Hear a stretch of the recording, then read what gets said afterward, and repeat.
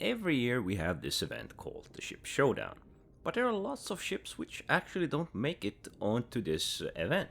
Not to say that those ships are good or bad or uninspiring in any way, but there are few which surprised me and did not make the list. Thus, I will be covering those ships today. The first one is the Pisces Rescue. Now, this probably was not included in any manner of way, since we also have the Ursa Medivac at the moment. But that is one of the best smallest ships out there with a unique gimmick. It's not the best fighter, it's not the best transport, but it's the smallest medical ship, and that makes it extremely unique. It will always remain one of my favorite ships. So of course, to my sadness, I was slightly disappointed not to see this vehicle being part of the event or part of the final tournament. Of course, this event was missing one of my most favorite heavily weaponized ships, the Corsair. Now this I thought was a no-brainer because the ship just has so much firepower. It is so efficient at what it does. It may not be the best PvP ship, but it will handle almost any target in PvE scenario. Plus, you have enough space inside. You also can store perhaps some vehicles in the back, maybe even a snub or two. You have your own armory, beds, and you even have 3 turrets for extra players. Among the strongest ships that we currently have available, offering the most amount of firepower at the hands of the pilot.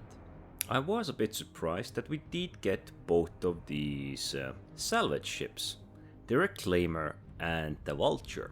The idea behind heavy duty ships is idea of mining, idea of salvaging, idea of perhaps even transport to an extent. And so I think an ideal addition, a ship I would have really liked to see, would have been the SRV. SRV is a tow ship, and it can tow some really big ships.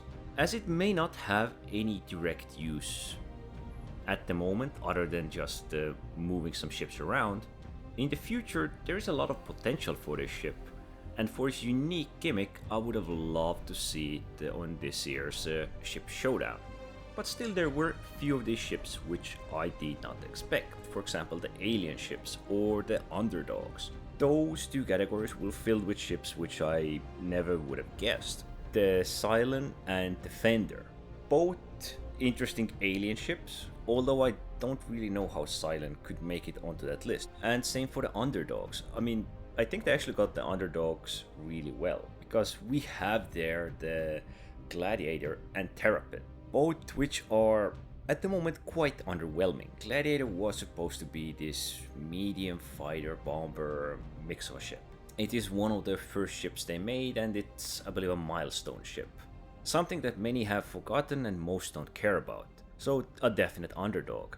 And a Terrapin, why not? A ship which nobody really remembers. It does have a unique idea behind it of being a scouting ship and having special scouting tools, but at the moment it's, well, an underdog.